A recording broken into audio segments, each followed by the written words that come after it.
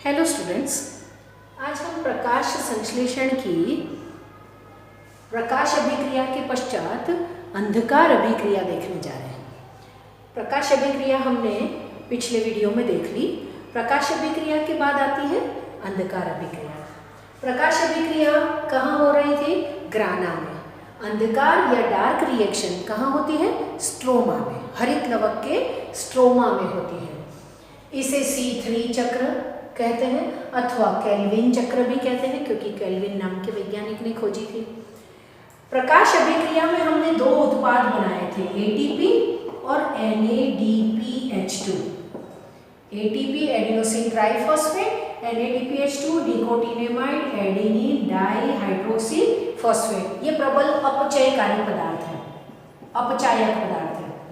और ATP प्रबल ऊर्जा प्रदान करने वाला पदार्थ है, फॉस्फोरिलीकरण करने के लिए कार्य में आएगा। तो इसे मेल्विन केल्विन ने खोजा था, इसलिए इसे केल्विन चक्र भी कहते हैं, C3 चक्र भी कहते हैं, क्योंकि प्रथम स्थायी उत्पाद कार्बन डाइऑक्साइड के फिक्सेशन में, स्थिरीकरण में 3 कार्बन वाला उत्पाद बनता है, फॉस्फोग्लिसरिक अम्ल। इसलिए तो फॉस्फोग्लिसरिक अम्ल के बनने के कारण इसे C3 चक्र कहते हैं। यह स्ट्रोमा में संपन्न होता है, यानी हरित लवक के मैट्रिक्स में। स्ट्रोमा के अंदर ये चक्र है, अर्थात ये उत्पाद बनता रहता है और ये चक्र भी निरंतर चलता रहता है। उत्पाद अलग हो जाता है और पुनः जनन अभिक्रिया द्वारा फिर से प्रथम उत्पाद, प्रथम यौगिक बन जाता है। तो चालू होती है इस प्रथम यौगिक से। प्रथम यौगिक है हमारा रिबुलोज 5-फॉस्फेट। रिबुलोज 5-फॉस्फेट एक प्रथम यौगिक है जो स्ट्रोमा में पहले से स्थित है, जो 5 कार्बन युक्त शर्करा है। रिबुलोज 5 कार्बन युक्त शर्करा होती है। इसके 5वें कार्बन पर फॉस्फेट समूह जुड़ा है, इसलिए इसे कहते हैं रिबुलोज 5-फॉस्फेट। यह प्रथम यौगिक है जो केल्विन चक्र को प्रारंभ करता है। इसके 6 अणु हैं, 6 मॉलिक्यूल यानी 6 अणु। ये अपने आप को सक्रिय करते हैं चक्र में जाने के लिए। तो सक्रिय करना, एक्टिवेशन या फॉस्फोरिलीकरण, फॉस्फोरस को अपने साथ जोड़ के ये सक्रियण करते हैं। तो 6 ATP फॉस्फेट ग्रुप को छोड़कर 6 ADP बन जाएंगे और 6 फॉस्फेट समूह, ये रिबुलोज यहाँ से 5 आएगा, 5 ADP 5 ATP में बदलेंगे, सॉरी 6 अणु में, तो 6 अणु ATP 6 फॉस्फेट समूह 6 निकालेंगे, जो 6 अणुओं के रिबुलोज के पास जाएंगे। अब यहाँ हमने लिखा था रिबुलोज 5-फॉस्फेट, यानी रिबुलोज के 5वें कार्बन पर फॉस्फेट समूह था। अब एक फॉस्फेट समूह रिबुलोज के प्रथम कार्बन पर भी आ गया, तो ये बन गया 6 अणु रिबुलोज प्रथम कार्बन और 5वें कार्बन दोनों पर फॉस्फेट समूह यानी डाई फॉस्फेट। इसे हम रिबुलोज 1/5 बिस फॉस्फेट भी कहते हैं, रिबुलोज 1/5 द्विफॉस्फेट अणु भी कह सकते हैं, अथवा इसको किताबों में लिखा रहता है RUBP, रिबुलोज बिस फॉस्फेट। 6 अणु रिबुलोज 20 फॉस्फेट के बने। यहाँ ATP कार्य में आए, इसे कह दिया फॉस्फोरिलीकरण अथवा सक्रियण। जैसे ही रिबुलोज 1/5 डाइफॉस्फेट बना, ये वायुमंडल से आने वाले 6 कार्बन डाइऑक्साइड के अणुओं को अपने साथ जोड़ते हैं। कौन सा एंजाइम? रुबिस्को एंजाइम की उपस्थिति में। रुबिस्को यानी ribulose bis phosphate carboxylase oxygenase enzyme. RuBisCO bisphosphate carboxylase oxidase enzyme. यहाँ रुबिस्को में कौन सा कार्य हो रहा है? कार्बोक्सिलेशन का। कार्बोक्सिलेशन यानी कार्बन डाइऑक्साइड को जोड़ना, कार्बोक्सिलीकरण कहते हैं इसे। तो रिबुलोज बिसफॉस्फेट वायुमंडल के 6 कार्बन डाइऑक्साइड, ये भी 6 अणु है तो 6 कार्बन डाइऑक्साइड आते हैं जो स्टोमेटा द्वारा आएंगे, रंध्र द्वारा। कार्बोक्सिलीकरण की क्रिया कहते हैं रिबुस्को एंजाइम की उपस्थिति में, और प्रथम अस्थायी यौगिक बनता है जो कि हेक्सोज है। 1,6 डाइफॉस्फेट हेक्सोज, परंतु यह टेम्पररीली बनता है और ये अनस्टेबल यानी अस्थायी यौगिक है, अतः ये टूट जाता है तुरंत ही और कितने अणु बना लेता है? 3 कार्बन युक्त। ये 6 कार्बन युक्त था, अब यहाँ 5 कार्बन थे, एक एक कार्बन और जोड़ने पे 6 कार्बन वाले 6 अणु हो गए, परंतु यह अस्थायी यौगिक है और यह तुरंत टूटकर 12 अणु 3 कार्बन वाले बना देता है। 6 अणु 6 कार्बन के थे, अगर उनको हम तोड़ दें 2-2 टुकड़ों में तो 3-3 कार्बन वाले कितने अणु बन जाएंगे? 12 अणु। तो ये 12 अणु बने 3 कार्बन युक्त पदार्थ 3-फॉस्फोग्लिसरिक अम्ल, फॉस्फोग्लिसरिक एसिड, और ये प्रथम स्थायी उत्पाद बना है इस केल्विन चक्र में। यह स्थायी है, ये अस्थायी है। किताबों में और एग्जाम में ये नहीं लिखा जाता है क्योंकि ये टेम्पररीली बनता है, इंटरमीडिएट मध्यवर्ती उत्पाद है, इसलिए किताबों में या आप जब एग्जाम लिखेंगे तो इसे नहीं लिखेंगे, यह केवल आपको समझाने के लिए यहाँ बताया गया है। तो ये अस्थायी उत्पाद 12 अणु 3-फॉस्फोग्लिसरिक अम्ल के बना देता है। यह PGA, 3PGA का तात्पर्य है ये 3 कार्बन वाले जो अणु हैं उसके तीसरे कार्बन पर कौन जुड़ा है? फॉस्फेट समूह। ये ग्लिसरिक अम्ल है, पर ग्लिसरिक अम्ल के तीसरे कार्बन पर कौन जुड़ गया? फॉस्फेट, इसलिए उसको कह दिया 3-फॉस्फोग्लिसरिक अम्ल। इसके कितने अणु बन गए? 12 अणु। कितने कार्बन वाला पदार्थ है, यौगिक है ये? 3 कार्बन युक्त यौगिक, ऐसे बता सकते हैं हम, 3 कार्बन युक्त यौगिक और तीसरे कार्बन पर कौन जुड़ा है? फॉस्फेट समूह। तो ये स्थायी यौगिक, इसीलिए इसे C3 चक्र कहा, क्योंकि यहाँ प्रथम स्थायी उत्पाद 3 कार्बन युक्त बना, C3 साइकिल।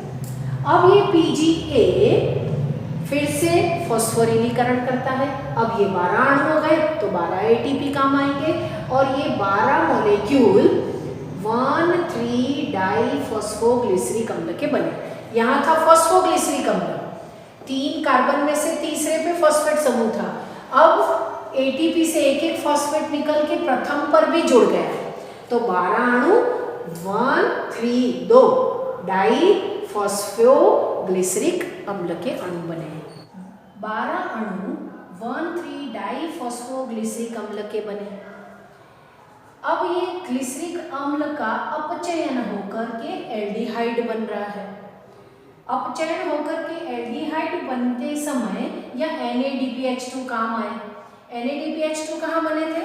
प्रकाश अभिक्रिया में NADPH2 बने थे, ये प्रबल अपचायक है, तो ये अम्ल को एल्डिहाइड में बदल रहे हैं। तो यहाँ NADPH2 से हाइड्रोजन मुक्त होते हैं, ये अम्ल को एल्डिहाइड में बदलते हैं और ये NADP बन जाता है। तो 12 अणु 3-फॉस्फोग्लिसरैल्डिहाइड के बने अम्ल से, इसे कहते हैं हम अपचयन की क्रिया। अब PGL 3-फॉस्फोग्लिसरैल्डिहाइड यानी तीसरे कार्बन पर फॉस्फेट समूह जुड़ा हुआ ग्लिसरैल्डिहाइड है, इसके 12 अणु बने, उनमें से 2 अणु 3-फॉस्फोग्लिसरैल्डिहाइड के 2 अणु एल्डोलेस एंजाइम की उपस्थिति में फ्रक्टोज 1,6 डाइफॉस्फेट का अणु बनाता है। 3 कार्बन वाले 2 अणु जुड़ेंगे तो कितने कार्बन वाला उत्पाद बनेगा? 6 कार्बन वाला। तो 6 कार्बन वाला प्रथम फ्रक्टोज हेक्सोस शुगर है ये, तो 1 अणु बनेगा। यहाँ 2 अणु है, ये 1 अणु बना देंगे, ये 3 कार्बन है, ये 6 कार्बन युक्त है, तो 6 कार्बन युक्त 1 अणु फ्रक्टोज 1,6 डाइफॉस्फेट का बना, जो आगे फ्रक्टोज 6 फॉस्फेट, ग्लूकोज 6 फॉस्फेट और 1 मॉलिक्यूल ग्लूकोज का बनाएगा। इसे हम ऐसे देख सकते हैं कि ये 2 अणु PGAL के 1 फ्रक्टोज 1,6 डाइफॉस्फेट बना रहा है, फिर फ्रक्टोज 6 फॉस्फेट बना रहा है, फिर ग्लूकोज 6 फॉस्फेट और अंत में ग्लूकोज बना रहा है।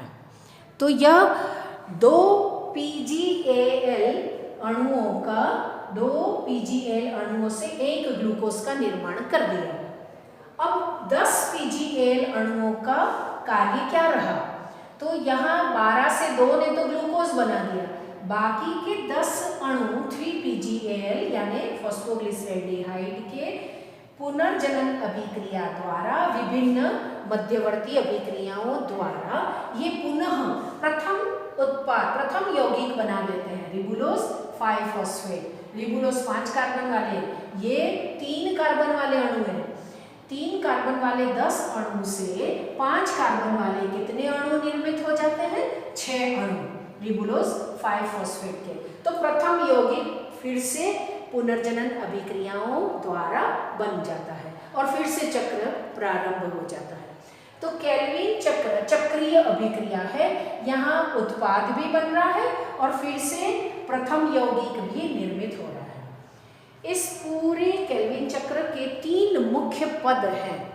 प्रथम मुख्य पद में आएगा कार्बोक्सिलीकरण, दूसरा मुख्य पद है अपचयन और तीसरा मुख्य पद होता है पुनर्जनन अभिक्रिया। यानी केल्विन चक्र में 3 मुख्य अभिक्रियाएं हैं। कार्बोक्सिलीकरण यानी कार्बन डाइऑक्साइड का स्थिरीकरण, अपचयन यानी अम्ल का एल्डिहाइड में बदलना और तीसरा एल्डिहाइड से पुनर्जनन अभिक्रिया द्वारा प्रथम यौगिक का पुनः प्राप्त होना, ताकि ये साइकिल दोबारा फिर चल सके। इसे केल्विन चक्र कहते हैं। प्रथम स्थायी उत्पाद हमारा था फॉस्फोग्लिसरिक अम्ल, जो कि 3 कार्बन युक्त था, इसलिए इसे C3 चक्र भी कहते हैं। यहाँ रिबुलोज 5 फॉस्फेट को सक्रिय करने के लिए ATP काम आए थे, इसलिए एडिशनल रिएक्शन हुई फॉस्फोरिलीकरण। यहाँ पर भी फॉस्फोग्लिसरिक अम्ल का सक्रिय करने के लिए फिर से फॉस्फोरिलीकरण कराया गया था। तो ये दोनों फॉस्फोरिलीकरण सक्रियण ऊर्जा अभिक्रियाएं भी कहलाती है।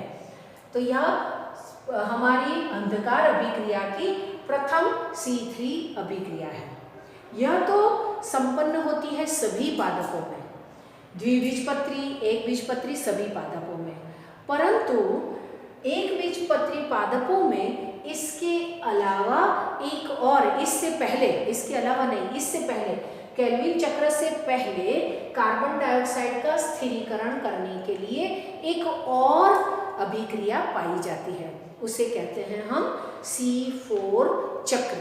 C4 चक्र यह देने वाले वैज्ञानिक थे H. स्लेक, इसलिए इसे H. स्लेक पाथवे या H. स्लेक साइकिल भी कहते हैं। इसे में क्रेन्स एनाटॉमी पाई जाती है। अभी हमने कहा अंधकार अभिक्रिया यानी केल्विन अभिक्रिया। अंधकार अभिक्रिया यानी कार्बन डाइऑक्साइड का ग्लूकोज में स्थिरीकरण करना। तो ग्लूकोज बनाने में कार्बन डाइऑक्साइड का स्थिरीकरण यहाँ पर भी होता है C3 साइकिल में, परंतु कुछ विशेष पादपों में यह केल्विन चक्र से पहले एक और चक्र पाया जाता है, जिसे हम C4 चक्र कहते हैं। अब C4 चक्र के लिए पहले हमें विशेष पादप वह कौन से हैं जिनमें केल्विन चक्र के अलावा एक और चक्र है, वो जानना होगा। तो C4 चक्र कर होने वाले पादप हैं एकबीजपत्री पादप। एकबीजपत्री पादप यानी कौन से पादप होते हैं? जिनके अंदर गेहूं, मक्का, चावल, ज्वार, बाजरा, ये धान आते हैं। धान के पादपों की पत्तियों का विचार करें हम, तो हम देखते हैं कि धान के पादपों की पत्तियों में ऊपरी और निचली दोनों सतह समान होती है। ऊपरी पत्ती की सतह, ऊपरी अधिचर्म और नीचे की निचली अधिचर्म, इनमें स्टोमेटा की संख्या भी लगभग समान होती है। स्टोमेटा यानी रंध्र। पत्ती की दोनों सतहों पर रंध्र पाए जाते हैं और दोनों सतहों पर रंध्र समान है, यानी रंध्र से आने वाला कार्बन डाइऑक्साइड दोनों दिशाओं से इनको प्राप्त होता है। इन पत्तियों में मध्य में संवहन मंडल है और संवहन मंडल यानी क्या? जाइलम और फ्लोएम। जाइलम और फ्लोएम को चारों तरफ से घेरने वाला पुलाच्छद कोशिकाएं हैं और ऊपरी और निचली अधिचर्म के बीच में क्या है?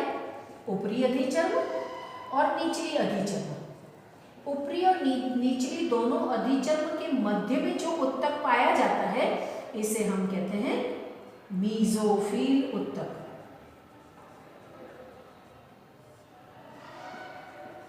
मीजोफिल।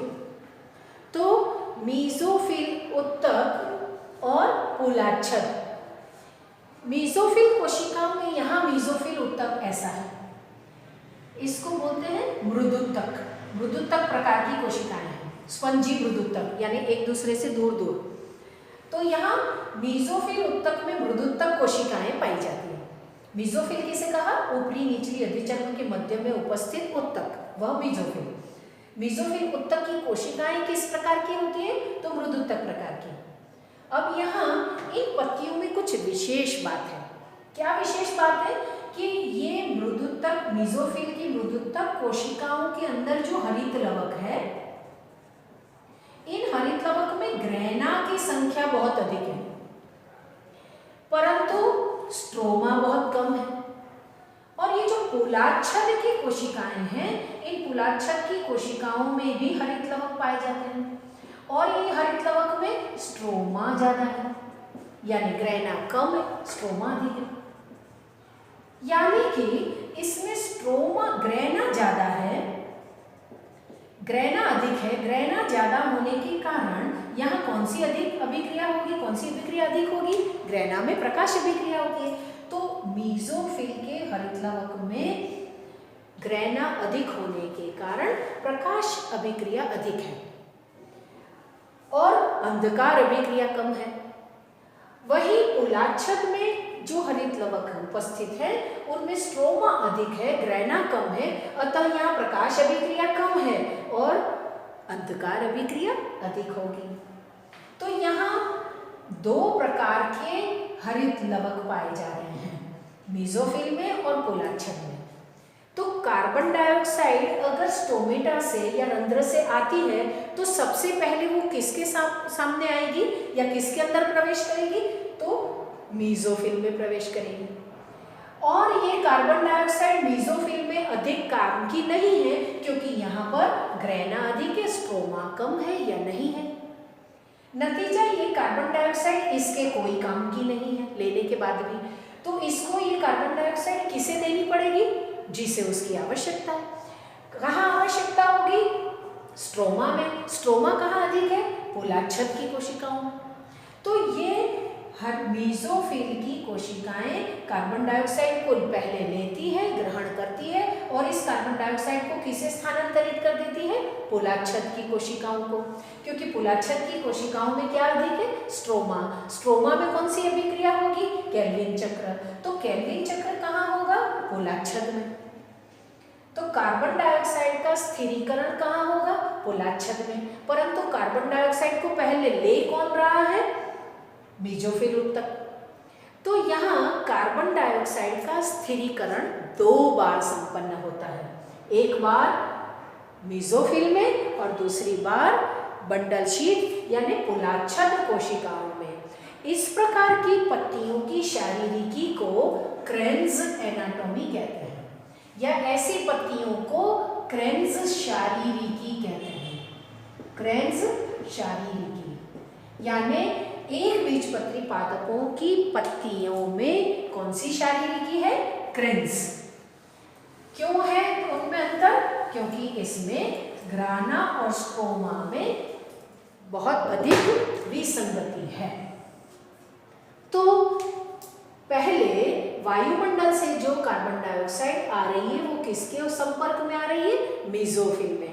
क्योंकि मीसोफिल में कौन ज्यादा है? ग्रैना ज्यादा है, स्ट्रोमा कम है, इसलिए यह कार्बन डाइऑक्साइड मीसोफिल कोशिकाओं में कोई काम की नहीं रहेगी, उसे स्थानांतरित करना होगा। परंतु मीसोफिल में उस कार्बन डाइऑक्साइड को कौन लेता है, वह देखने के लिए हमें मीसोफिल सेल की इस साइकिल को देखना होगा। मीसोफिल में पहले से पाइरुविक अम्ल मौजूद है। पाइरुविक अम्ल 3 कार्बन युक्त अणु है। पाइरुविक अम्ल एटीपी ऊर्जा को लेकर के फॉस्फोइनॉल पाइरुवेट में बदल जाता है। यह भी 3 कार्बन युक्त अणु है, तो फॉस्फोइनॉल पाइरुवेट में बदल गया एटीपी को लेकर। यह फॉस्फोइनॉल पाइरुवेट वायुमंडल से आई कार्बन डाइऑक्साइड को लेकर के पेप्केज एंजाइम की उपस्थिति में प्रथम उत्पाद बना रहा है ऑक्जेलो एसिटिक एसिड। ऑक्जेलो एसिटिक एसिड जो कि 4 कार्बन युक्त है। 3 कार्बन युक्त अणु के साथ एक कार्बन और जोड़ दिया तो कितने कार्बन हो गए? 4 कार्बन युक्त यौगिक। और ये प्रथम स्थायी यौगिक बनाया है, प्रथम स्थायी यौगिक बना। इसे हमने क्या नाम दिया? ऑक्जेलो एसिटिक एसिड, प्रथम स्थायी उत्पाद। इसलिए इस चक्र का नाम क्या रखा गया? C4 चक्र, क्योंकि प्रथम स्थायी उत्पाद कितने कार्बन युक्त बनता है? 4 कार्बन युक्त बना है। यह ऑक्जेलो एसिटिक एसिड मैलिक एसिड में बदल रहा है। मैलिक एसिड भी 4 कार्बन युक्त है। यहाँ मीसोफिल ने कार्बन डाइऑक्साइड को फिक्स कर लिया, परंतु ये मीसोफिल में क्रियाशील नहीं है, अतः ये मैलिक एसिड स्थानांतरित कर दिया जाता है। कहाँ? बंडल शीथ में। बंडल शीथ यानी क्या? पुलाच्छद कोशिकाओं में स्थानांतरित कर दिया गया, क्योंकि इस कार्बन डाइऑक्साइड का उपयोग कहाँ होना है? पुलाच्छद में। तो ये मैलिक अम्ल पुलाच्छद कोशिकाओं में जाकर के विघटित हो गया। इसने कार्बन डाइऑक्साइड को मुक्त कर दिया और पायरुविक एसिड पुनः बना दिया। पायरुविक अम्ल पुनः मीसोफिल ऊतक में लौट आएगा और अगला कार्य शुरू करेगा। और ये जो कार्बन डाइऑक्साइड यहाँ मुक्त हुआ है और यहाँ एसिड मैलिक अम्ल के विघटन पर हाइड्रोजन आयन मुक्त होते हैं, वो हाइड्रोजन आयन NADP को NADPH2 में परिवर्तित कर देता है। और ये मुक्त हुआ कार्बन डाइऑक्साइड अब पुलाच्छद कोशिकाओं के अंदर पहले से मौजूद रिबुलोज बिसफॉस्फेट से जुड़ता है रूबिस्को एंजाइम की उपस्थिति में और प्रथम स्थायी यौगिक बनाएगा 3 कार्बन युक्त फॉस्फोग्लिसरिक अम्ल। तो फॉस्फोग्लिसरिक अम्ल कहाँ बन रहा है? पुलाच्छद में। परंतु मीसोफिल ऊतक में क्या बना था? ऑक्जेलो एसिटिक अम्ल। तो प्रथम बार कार्बन का स्थिरीकरण OAA में हुआ था 4 कार्बन में, इसलिए C4 चक्र। अब दूसरी बार कार्बन डाइऑक्साइड का फिर से स्थिरीकरण कर रहे हैं, कहाँ? केल्विन चक्र में। और फिर फॉस्फोग्लिसरिक अम्ल 1,3 डाइफॉस्फोग्लिसरिक अम्ल में बदला। ये इसने एल्डिहाइड बनाया, जो कि हमने अभी पहले केल्विन चक्र देखा।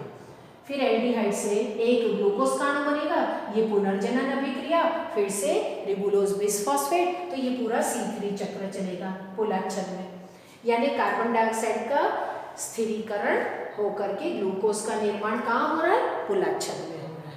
तो इसे एक बीजपत्री पादपों में पुलाच्छद में ग्लूकोज बनने से पहले मीसोफिल में भी कार्बन का स्थिरीकरण एडिशनल अतिरिक्त हुआ, इसलिए इसे C4 चक्र कहा। अब ऐसा सब होने से क्या लाभ हुआ? C3 और C4 2 चक्र हमने देखे, इससे क्या लाभ है? देखते हैं कि यहाँ हमने एंजाइम कौन सा यूज करवाया है इस केल्विन में? रूबिस्को। हमने रूबिस्को का पूरा नाम बताया था, रिबुलोज बिसफॉस्फेट कार्बोक्सिलेज ऑक्सीडेज। यानी रूबिस्को एंजाइम 2 काम करता है, कार्बोक्सिलीकरण भी और ऑक्सीकरण भी। C मतलब कार्बोक्सिलीकरण, तो ये सामान्य रूप में क्या काम करता है? कार्बोक्सिलीकरण, परंतु इसके पास ऑक्सीकरण करने की क्षमता भी है। तो रूबिस्को एंजाइम 2 काम कर रहा है, कार्बोक्सिलीकरण और ऑक्सीकरण। कब ये कार्बोक्सिलीकरण करेगा और कब ऑक्सीकरण, इसका भी ध्यान दें। जब रूबिस्को एंजाइम का तापमान नियत रहेगा, तापमान नियत, और कार्बन डाइऑक्साइड की सांद्रता अधिक मिलेगी इस हार्मोन को, एंजाइम को, तो जब कार्बन डाइऑक्साइड की सांद्रता अधिक होगी और तापमान भी नियत होगा तो कार्बोक्सिलीकरण की अभिक्रिया होगी। परंतु यदि कार्बन डाइऑक्साइड की सांद्रता कम हो गई, कार्बन डाइऑक्साइड की सांद्रता कम हो जाए और तापमान अधिक हो जाए, तो यही रूबिस्को एंजाइम कौन सी क्रिया प्रारंभ कर देगा? ऑक्सीकरण की क्रिया। ऑक्सीकरण मतलब विघटन, कार्बोक्सिलीकरण यानी कार्बन डाइऑक्साइड को जोड़कर नया उत्पाद बनाना। तो रूबिस्को 2 काम करता है, कार्बोक्सिलीकरण भी और ऑक्सीकरण भी। अब सामान्य रूप में जो C3 चक्र देखा अपन ने, C3 चक्र में केवल एक ही एंजाइम है रूबिस्को। तो इसको जब भी कार्बन डाइऑक्साइड ज्यादा मिलेगा तभी वो क्या करेगा? कार्बोक्सिलीकरण। और तापमान भी नियत रहेगा तो कार्बोक्सिलीकरण, तब तो ये भोजन निर्माण करेगा। परंतु दिन में या गर्मियों में अधिक तापमान हो जाने पर, तापमान अधिक हो गया और कार्बन डाइऑक्साइड की सांद्रता कम हो गई। सामान्य रूप में वायुमंडल में सबसे कम मात्रा में कौन सी गैस है? Carbon dioxide. हमें पता है 0.03% होती है वायुमंडल में। तो वायुमंडल में कार्बन डाइऑक्साइड की मात्रा सदैव कम है प्रकाश के कारण। प्रकाश और क्लोरोफिल और जल की अपेक्षा कार्बन डाइऑक्साइड की कम है। तो अधिक तापमान हो जाएगा तो C3 चक्र में ये रूबिस्को एंजाइम कार्बोक्सिलीकरण की जगह पर क्या प्रारंभ कर देगा? ऑक्सीकरण। और नतीजा जो हरित लवक है, इनमें जो क्लोरोफिल पिगमेंट है, क्लोरोफिल वर्णक है, वो क्लोरोफिल वर्णक का क्या प्रारंभ हो जाएगा? विघटन। नतीजा भोजन बनने की जगह जो पहले से ग्लूकोज बना हुआ है उसका विघटन चालू हो जाएगा। तो C3 चक्र में अत्यधिक प्रकाश की उपस्थिति में श्वसन की क्रिया प्रारंभ हो गई, इसे हम बोलते हैं प्रकाश श्वसन। तो C3 पादपों में रूबिस्को एंजाइम अधिक तापमान पर क्या प्रारंभ कर देता है? प्रकाश श्वसन चालू कर देता है, जो कि नेष्टकारी क्रिया हो गई। अब C4 पादपों में क्या हुआ है? यहाँ कार्बन डाइऑक्साइड पहले फॉस्फोइनोल पाइरुवेट लेता है और क्या बनाता है? ऑक्जेलो एसिटिक एसिड। और यहाँ एंजाइम कौन सा कार्य में लिया जाता है? पेप्केस। पेप्केस एंजाइम का पूरा नाम है फॉस्फोइनोल पाइरुवेट कार्बोक्सिलेस। यानी ये पेप्केस एंजाइम कभी भी ऑक्सीकरण की क्रिया नहीं करता है। पेप्केस सदैव क्या करता है? केवल कार्बोक्सिलीकरण करता है। चाहे तापमान अधिक हो या कम हो, कार्बन डाइऑक्साइड की सांद्रता कम हो या अधिक हो, पेप्केस सदैव क्या करेगा? कार्बोक्सिलीकरण। तो अधिक तापमान होने पर भी यहाँ पेप्केस क्या करेगा? कार्बन डाइऑक्साइड का स्थिरीकरण करेगा और OAA बनाएगा। ये OAA यानी ऑक्जेलो एसिटिक एसिड मैलिक एसिड बनकर कहाँ चला जाता है? पुलाच्छद में, और ये कार्बन डाइऑक्साइड को तोड़ देता है। पुलाच्छद कार्बन डाइऑक्साइड को मुक्त कर देता है, तोड़ता नहीं, मुक्त करता है। पुलाच्छद में कौन सा चक्र चल रहा है? केल्विन। यहाँ फिर कौन सा एंजाइम आ गया? रूबिस्को। परंतु तापमान बढ़ने पर भी कार्बन डाइऑक्साइड की सांद्रता कम नहीं होती है। तो तापमान अधिक हो जाए परंतु कार्बन डाइऑक्साइड की सांद्रता कम नहीं हो रही। क्यों? क्योंकि कार्बन डाइऑक्साइड लगातार यहाँ से बराबर लाया जा रहा है। तो कार्बन डाइऑक्साइड की सांद्रता यहाँ सदैव आवश्यक बनी रहती है और नियत बनी रहती है। तो यहाँ रूबिस्को ऑक्सीकरण की जगह कौन सा कार्य करेगा? कार्बोक्सिलीकरण, क्योंकि कार्बन डाइऑक्साइड की सांद्रता सदैव अधिक बनी रहती है। नतीजा यह ग्लूकोज का निर्माण करता है और प्रकाश श्वसन नहीं करता है। तो C3 चक्र का फायदा हमें क्या हुआ कि यह प्रकाश श्वसन नहीं करता है और C3 पादपों में प्रकाश श्वसन होता है। तो C4 C3 चक्र में यह अंतर है। C3 चक्र कहाँ मिलता है? केल्विन चक्र द्विबीजपत्री पादपों में, वहाँ पर पत्तियों में क्रेन्ज शारीरिकी नहीं है। C4 चक्र कहाँ कार्य करता है? यह एक बीजपत्री पादपों की पत्तियों में, क्योंकि यहाँ क्रेन्ज शारीरिकी मिलती है। यहाँ C3 में प्रकाश श्वसन की संभावना अधिक है, C4 में प्रकाश श्वसन नहीं होता है। C3 में प्रकाश श्वसन के कारण उत्पादन घट सकता है, परंतु C4 में प्रकाश श्वसन नहीं होता है, अतः उत्पाद भी अधिक है। C3 तापमान संवेदी है, जबकि C4 चक्र तापमान से संवेदी नहीं है, क्योंकि अधिक तापमान पर भी यह सक्रिय रूप से ग्लूकोज का निर्माण करता है। C3 चक्र खोजने वाले केल्विन थे। C4 चक्र को बनाने वाले कौन है? हैच एंड स्लेक है। यह C4 चक्र ज़्यादा प्रोडक्टिव है, ज़्यादा उत्पादकारी है। ऐसे कुछ मुख्य अंतर C3 और C4 चक्र में है। यह बोर्ड का एक महत्वपूर्ण प्रश्न है। C3 और C4 चक्र में अंतर बताइए। तो यहाँ हमने पूरा किया प्रकाश संश्लेषण की अंधकार अभिक्रिया और उस ये अंधकार अभिक्रिया दो प्रकार की है, C3 एंड C4। C3 कहाँ हुई? द्विबीजपत्री। C4 कहाँ हुई? एक बीजपत्री पादपों में। तो यहाँ हमने प्रकाश संश्लेषण की अभिक्रिया संपूर्ण कर ली।